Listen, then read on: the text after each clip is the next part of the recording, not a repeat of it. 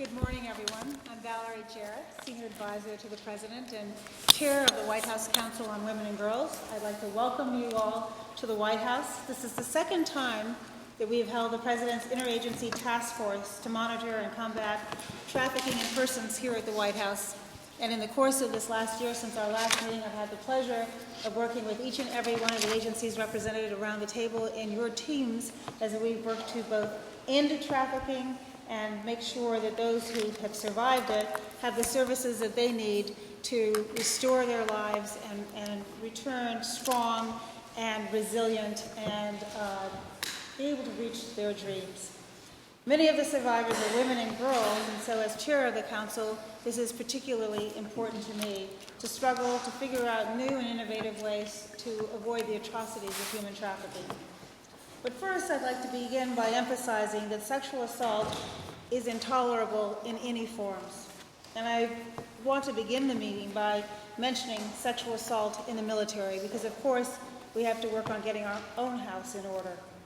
Just yesterday, President Obama met with the top military leaders, including, of course, Secretary Hagel and his entire national security team, to focus on what we can do to make it clear that sexual assault is a crime and it will not be tolerated, particularly within our own military. It was a productive meeting, and moving forward, it is clear that both the White House, the national security team, and our military leaders are determined to make this a first priority. The only way we are going to maintain a world-class military is if this is not a side issue, but it is a central issue to the core function of our military. Last week, Tina Shin, who was just joining us, who is the Executive Director of the White House Council on Women and Girls, and I hosted a meeting with a number of senators and House members, bipartisan, focusing on legislative strategies to help provide the military with the tools that they need to crack down on this crime as well. So we will be exploring both legislative and executive solutions. So now let me turn to trafficking. Over the last year, I've had the opportunity to meet with many survivors of human trafficking. I visited a center called Fair Girls right here in D.C. They have several offices, but one of them right here. And spending time with these girls, many of them who have suffered atrocities beginning at a young age and endured them for years, are benefiting from the program at Fair Girls. FAIR stands for Free, Aware, Inspired, and Restored, which I think is a perfect acronym for what the services that they're providing to these young women. And it's remarkable to see the progress in just a year that these girls have made. I visited the center's annual celebration gala just last week, and many of the young girls that were so fragile a year ago are already beginning to thrive. And so it reminds me each and every day of the very important work that we are all doing to address this issue. Last September, President Obama devoted his entire address at the Clinton Global Initiative to the evil, that's what he called it, the evil of human trafficking. And his message that day was simple, and I quote, "To the survivors, we see you, we hear you, we insist on your dignity, and we share your belief that if just given the chance, you will forge a life equal to your talents and worthy of your dreams." The work that we do each and every day reinforces that very important message. And we've made a tremendous amount of progress in this last year, and so I'm looking forward to today's presentations because you'll have a chance to talk not just about what we've accomplished, which is important, but also the road ahead and what we're going to continue to do to stay vigilant on this issue as we prevent trafficking, protect victims, prosecute offenders, and partner with civil society, both here at home as well as around the world. And so I look forward to hearing from each of you. And now I have the pleasure of introducing our Chief of Staff, Dennis McDonough. Welcome, Dennis. Thank you, Valerie. It's good to see all our colleagues here, and thanks very much for this opportunity.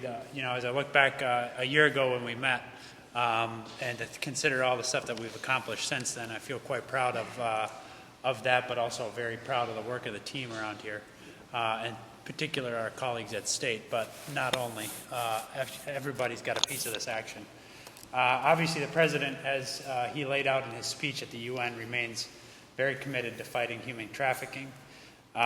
There is, as with much of our agenda, as we open the second term here, renewed energy on this topic and particularly since the President tasked us as this working group or this task force last year to identify administrative actions that we can take internationally and domestically to combat trafficking, things that we can do of our own accord and with our own authorities. So over the past year, the executive branch has accomplished important goals. Let me just name a couple of those. One is the presidential executive order to strengthen our federal government's existing zero-tolerance policy on human trafficking in government contracting, and that's currently being implemented by the development of regulations here in OMB to address overseas contracting, agency training, and interagency analysis. Two, the development of a comprehensive cross-government victim services strategic action plan that outlines additional steps the government would take in the next 5 years to better protect and support victims. The plan has been released for public comment and will be finalized by September of this year. Third, several public-private partnerships to increase services to survivors here and abroad and to provide cutting-edge technology tools for survivors and law enforcement. Let me in particular underscore the work of Todd Park and the interagency technology gurus in this regard. The briefing that Todd gave the President in the Oval Office, I think, was quite not only quite compelling, but it had a nice byline or a nice top line, which said we're going to use the technology to get the bad guys. So I thought that was pretty good. Lastly, the launch of two new initiatives, the Counter-Trafficking in Persons Campus Challenge and Made in a Free World, both efforts to spur awareness on college campuses and among consumers and suppliers throughout the supply chain. So the goal of today's meeting is to recommit the executive branch to continuing to act and think and act broadly and creatively to eliminate human trafficking. I think we've made a good head start on that, and this is a good opportunity for us to continue it. So I want to just say thanks to the whole team for that effort. And Mr. Secretary, I think we're going to go to you next. Thank you very much, Dennis. First of all, Valerie, thank you for your chairmanship and leadership on issues with respect to women and girls, and particularly this issue. I appreciate your convening us here at the White House, and Dennis, thank you very much for getting over here and taking time to be part of this effort. As we all know, we're kind of running under a very tight clock here, and this is a terrific opportunity to have a kind of summary view of everything and a sharing of what everybody is doing. And in the conglomerate, there's really a very powerful message here. I'm thrilled to chair this for the first time. As everybody knows, we have a terrific support team at State who've been working on this, led by our good ambassador, Luis D. Sabaka, and thank you for your efforts, Luis. This is an issue that I first kind of came across when I was chairman of the Foreign Relations Committee, and I was just stunned by the stories, the examples of the evil that Valerie just referred to and the President talked about. It is nothing less than the most predatory, extraordinarily abusive, modern slavery that you could conceivably imagine. And the stories, the instances of young girls, some on occasion less than in their teens, but most often in teens and upwards, women, the degradation, the depravity, not just in terms of sex traffic and sex trade, but also labor, in the labor market.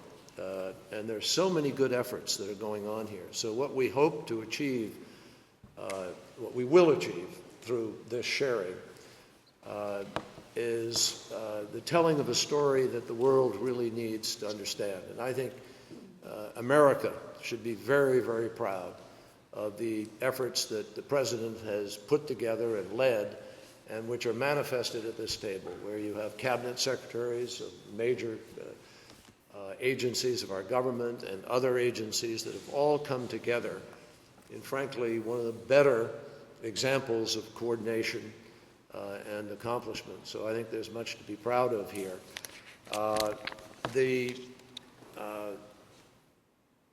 Everybody here understands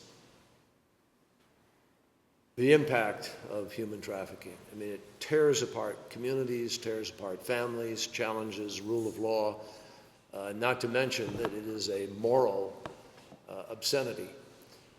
And we have seen a recent example in a city in America where people for 10 years, 3 women were held in captivity. It can happen in people's neighborhoods, and does. And it happens in all kinds of different ways. I learned a lot about this when I was a prosecutor, and I began one of the first victim witness assistance programs in America because so many people were being victimized twice, once by the crime and then again by the system. And what we're doing here, I think, is proving that we can push the proverbial rock up the hill and actually get it over the top and make good things happen. The Obama administration has, I can say this because I'm new to it, put together an unprecedented, absolutely unprecedented effort that is represented at this table. And so the stories today of what each agency is doing, and we invite, obviously, our live stream audience to sort of really focus in on it, is a tremendous story of governance actually working and of people achieving their goals. And while there would just be an encapsulated snapshot of what that is, I think it's one that tells a terrific story. This is the concern of law enforcement, but it's also the concern of diplomacy, of healthcare providers, of immigration officials, of all government, and that's why this is such a representative table. The only way to ensure an adequate outcome in this kind of a challenge is to have the kind of cross-government, holistic approach that is represented here. So I want to start my chairmanship by pledging my complete commitment to our whole-of-government approach and ask that every single one of you just continue to champion this in the way that you have been. All of us understand also that government alone can't do this.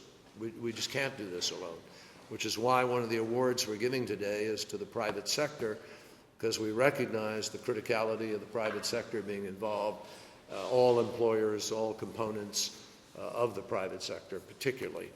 So all the stakeholders have to come to this initiative, and we're going to do everything in our power to reach out to them, and we will support new approaches, new practices to spur action and accelerate our progress on this issue, which, though considerable, every single one of us knows 27 million women, girls, people, not always women and girls, incidentally, as we know. In the fishing industry and other parts of the world, people are just pressed in as they were hundreds of years ago to forced labor. So there's an enormous challenge for all of us. America, under the Obama administration and the president's leadership, is setting a moral example here, a standard of applying conscience to governance, which I think really stands out. It's our pleasure here today, and I'm excited to present the first ever presidential award for extraordinary efforts to combat trafficking in persons. And I'd like to welcome Florrie Burke and Tammy Lee Stanek, who joined us today, and ask them if they'd stand and come up and join me at the podium.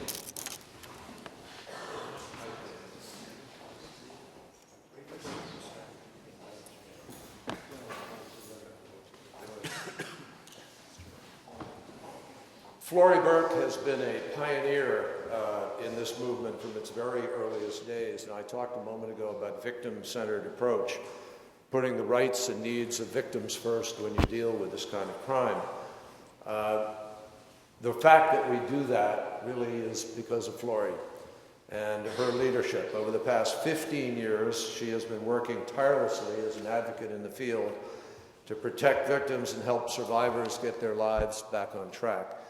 And at the same time, she's trained service providers and first responders around the world in order to recognize and respond to this crime. So I could say, without any question, Florrie, you are a hero, true hero. We are grateful for your remarkable leadership, and it's our honor to be able to present you with this first ever presidential award. Would you read the citation, Mr. Ambassador? For her sustained dedication and unparalleled leadership in combating modern slavery through the development and delivery of comprehensive services, the empowerment of survivors to move from slavery to independence, and the transformation of policy to eradicate all forms of human trafficking. Ms. Flory Burke.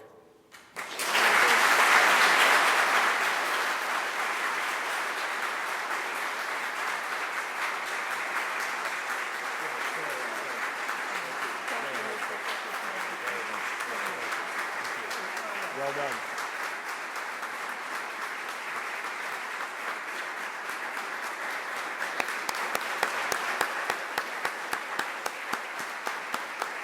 Lori?